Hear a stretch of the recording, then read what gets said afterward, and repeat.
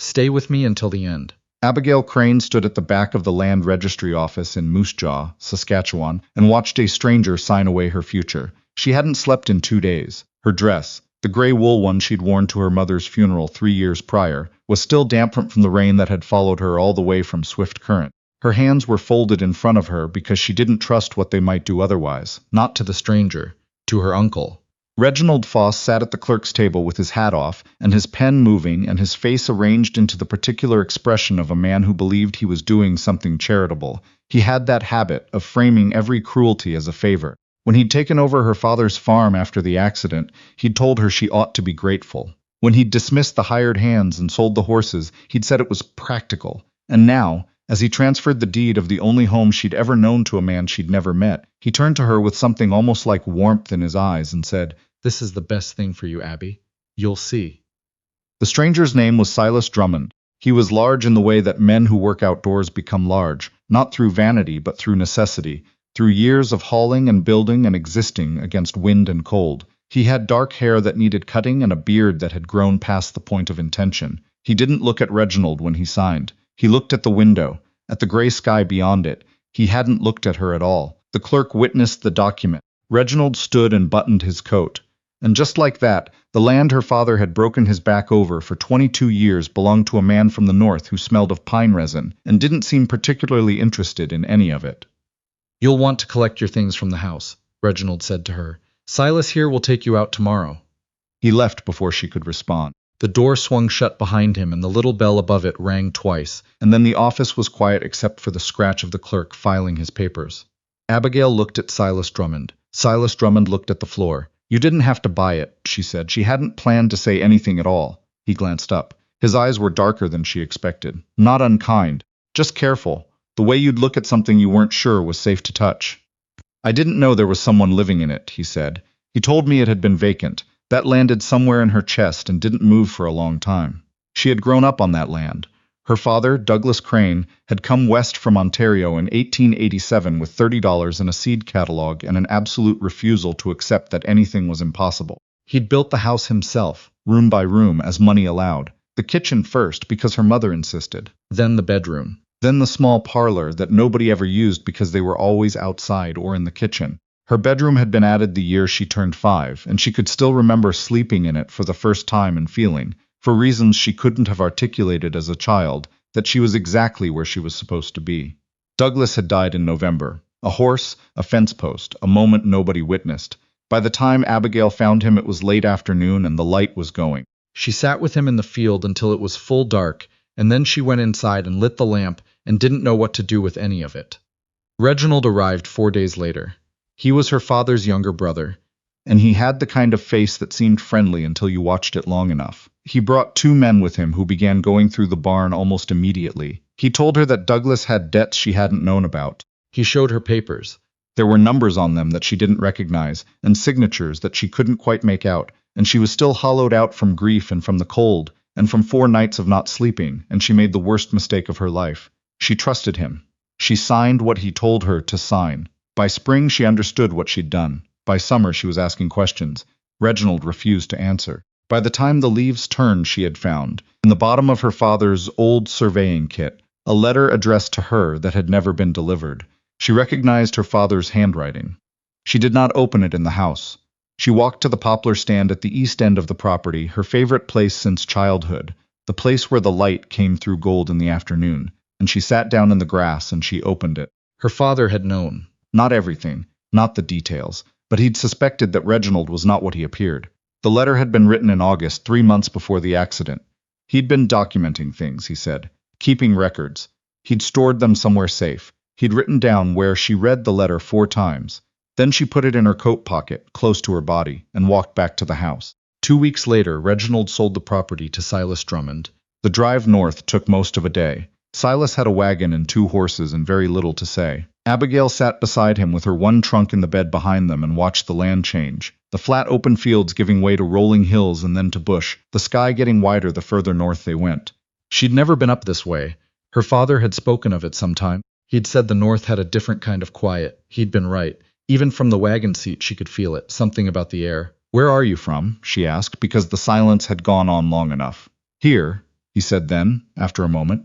Originally from New Brunswick. Came west 12 years ago and He didn't answer immediately. She looked at him and found him looking at the road.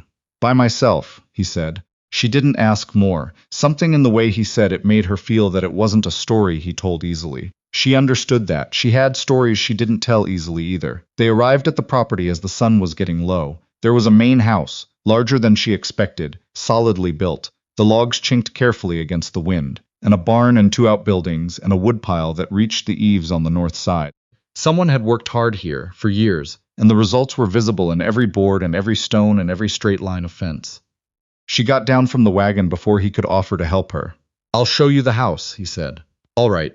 He gave her the room at the back with the window that faced east. She didn't ask why he chose it. Later, lying in the strange bed and listening to the silence of the bush, she would wonder if he'd known, somehow, that she was the kind of person who needed to see the sun come up.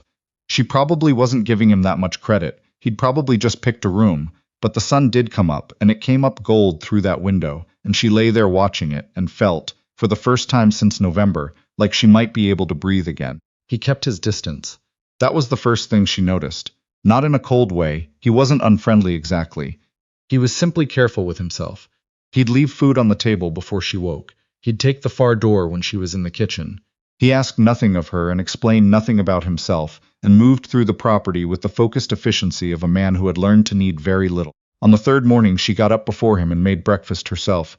She heard him stop in the doorway, and she didn't turn around. I can do that, he said. I know you can, she said. Sit down. He sat down. They ate in silence, but it was a different kind of silence than the wagon. Less cautious, she washed the plates.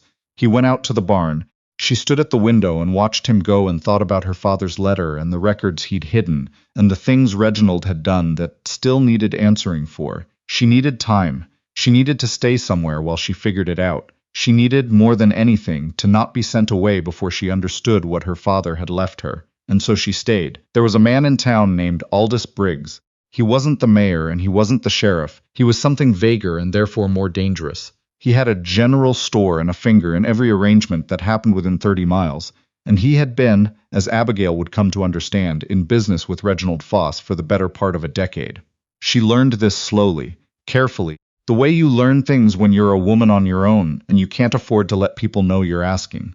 She went into town once a week with Silas to pick up supplies. She listened. She watched who sat with whom in the feed store. She bought small things from different establishments and paid attention to how people spoke about Briggs, the little pauses, the sideways looks, the way certain men straightened up when his name came into a conversation. Silas noticed she was watching things. She could tell by the way his jaw set sometimes when she came back to the wagon. He didn't ask. She didn't explain. But one afternoon in November, almost exactly a year since her father's death, he stopped the wagon on the way home and looked at her directly for the first time since that day in the land registry office. Whatever you're doing, he said, be careful. She looked back at him. I don't know what you mean. Yes, you do. She held his gaze for a moment and then looked away at the road ahead. My father didn't die the way they said he did. She hadn't planned to say it. She hadn't said it out loud to anyone. It had lived in her chest like a stone for a year. Silas didn't say anything for a long time. Then, what makes you think so? She told him about the letter. Not everything, but enough. She watched his face while she talked, watching for the thing that would tell her she'd made a mistake, that he'd use it against her somehow, that she'd misjudged him. His face didn't do any of that. Where are the records? He said. On our property, she said. And then she caught herself because it wasn't her property anymore, and she looked down at her hands. On the farm in Swift Current. He looked at the road. He picked up the reins. Then we'll have to go get them. They went in early December. Silas drove. He'd said almost nothing about it since the conversation on the road, but he'd come into the kitchen 3 days later and said he had business in Swift Current if she wanted to come along.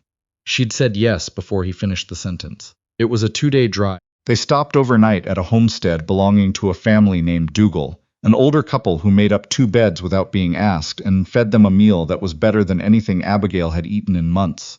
The wife, a small woman named Luce, watched Abigail and Silas across the dinner table with an expression that Abigail couldn't quite name. On the second morning, when Silas had gone to see to the horses, Luce poured Abigail more tea and said without preamble, "He hasn't had anyone at that place in a long time." Abigail looked into her cup. I gathered that. He's a good man. Stubborn, but good. We're not. I know, Luce said pleasantly. Drink your tea. They reached Swift Current by late afternoon. The farm looked smaller than she remembered. Or maybe she had changed and everything was going to look smaller now.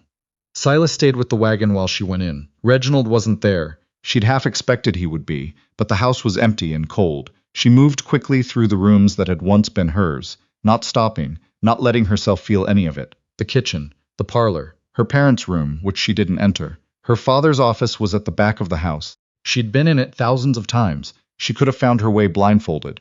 The floorboard under the east corner of the rug lifted without difficulty. Her father had shown her once, years ago, had said a man needed somewhere to keep things private. She'd forgotten. She remembered it now. Inside the compartment there was a tin box. Inside the tin box there were documents, a ledger, letters, copies of surveys, a deed with numbers on it that didn't match the deed Reginald had showed her, and at the bottom, tucked inside a folded piece of survey paper, a photograph.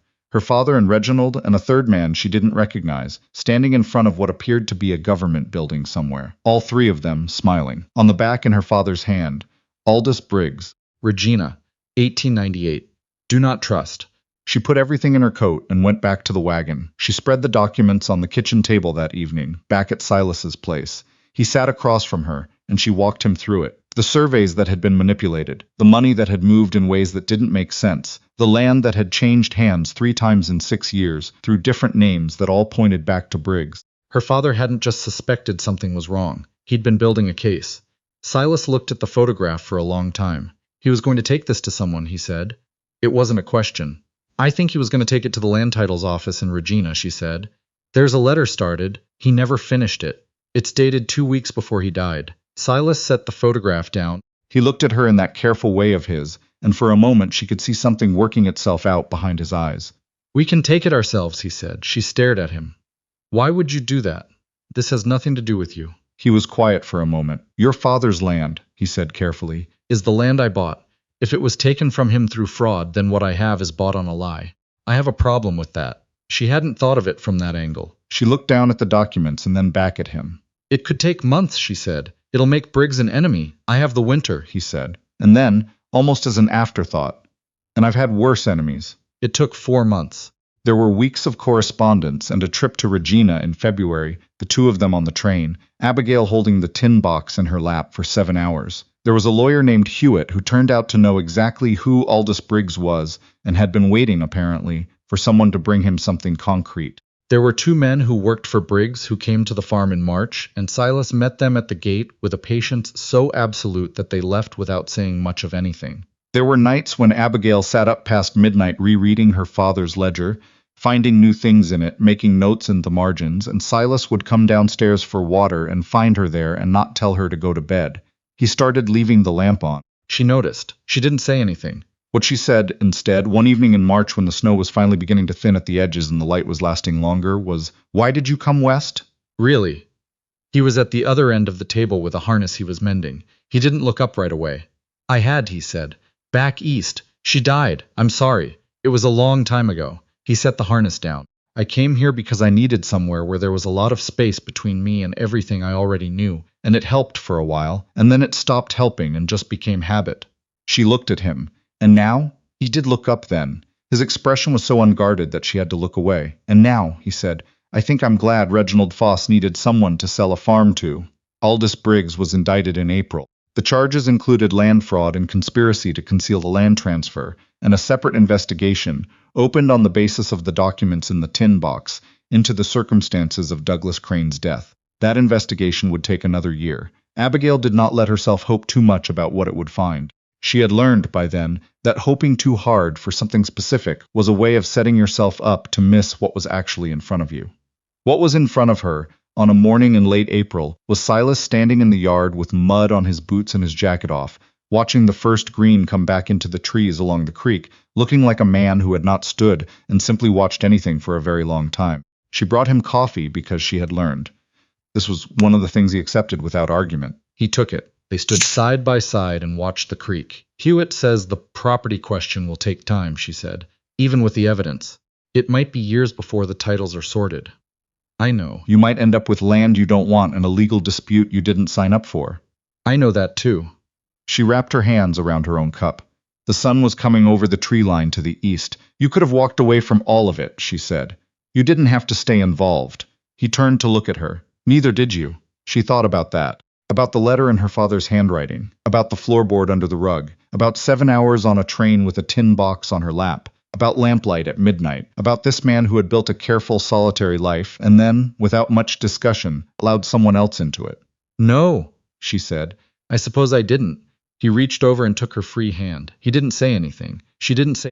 The creek moved and the light came up through the trees, and somewhere far back in the bush a jay called once and then went quiet. She turned her hand over in his. It was not a grand gesture. It was not a dramatic moment. It was just his hand and hers in the morning, and the fact that neither of them let go. The following spring, a notice appeared in the Swift Current Courier. The land titles office in Regina had ruled that the original transfer of Douglas Crane's farm had been executed under fraudulent representation. The property was returned to his estate, which passed in its entirety, under the terms of a will Douglas had filed in Regina. Not the one Reginald had shown her, to his only daughter, Abigail. She read the notice twice standing in Silas's kitchen. She put the paper down. She went to the window and stood there for a while. Then she walked out to the barn where Silas was working, and she stood in the doorway until he looked up, and she said, "It's done." He set down what he was holding. He watched her face. "My father's land is mine," she said. "Legally." Finally, she waited to feel something she recognized. Triumph, maybe, or relief. What she felt instead was a kind of deep settledness, like a thing that had been displaced for a long time finding its rightful place. Silas crossed the barn and stood in front of her. He was careful, still, as he always was. But he lifted his hand and pushed back a strand of hair that the wind had pulled loose and then left his hand against her cheek, and she leaned into it just slightly, and he said, "What do you want to do?" She had thought about this. She had lain awake thinking about it on nights when the wind was high and the house creaked, and she could hear him moving around in the room at the other end of the hall, and she had thought, "I could go back. I could fix up the farmhouse and plant the fields in spring and live the life my father intended. I could do all of that." But her father had also said, in that letter she'd read 100 times now, that the thing he most wanted for her was not the land. The land was just a thing. What he'd wanted was for her to be somewhere she didn't have to carry everything alone. "I want to stay here," she said. Something shifted in Silas's face. The carefulness didn't go away entirely. She suspected it was too deep in him for that, but something behind it moved, the way ice moves in a river when the season finally changes. "Then stay," he said. They were married on a Tuesday in June, at the small church in town, with Luce and her husband from the homestead, and a handful of people from the surrounding area, who had watched the winter's events with the quiet attention of people who live far from cities, and pay close attention to everything that happens near them. Abigail wore her mother's dress, which she had found at the back of the cedar chest, and let out at the seams and mended at the collar. Silas wore a clean jacket and had gotten a haircut, which made him look, somehow, younger, and more uncertain at the same time. He kissed her when the minister said to. He kissed her like a man who was aware of everyone watching and didn't care. She put her hand against his chest and felt his heart moving fast and thought, "So it's like that for you too. Good." The farm in Swift Current she leased to a young family who'd come up from Manitoba and needed a start. She wrote them a letter, explaining the soil in the well and the way the east field flooded if the spring was wet. She told them about the poplar stand. She didn't tell them it was the place she'd gone to grieve. That was hers to keep. She and Silas extended the house the following autumn, added a proper parlor and a room she could use for the correspondence she was, by then carrying on regularly with Hewitt's office, because it turned out she had a mind for the details of land law and Hewitt had noticed and was not above making use of it. Silas watched her work sometime.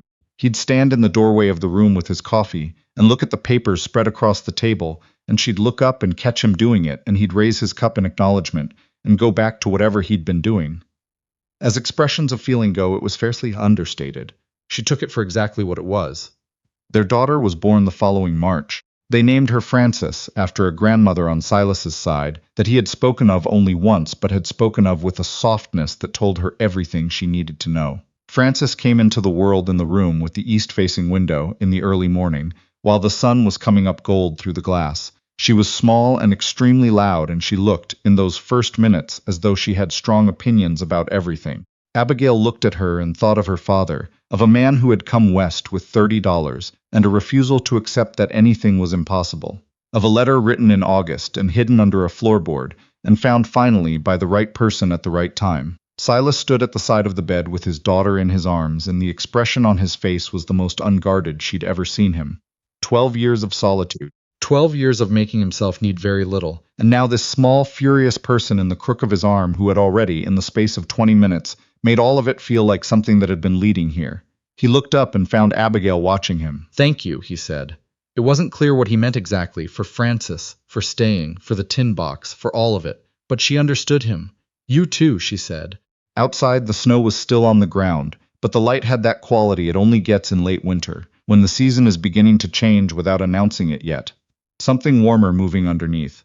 The kind of light that doesn't make promises, just shows up every morning and does what it can. That was enough.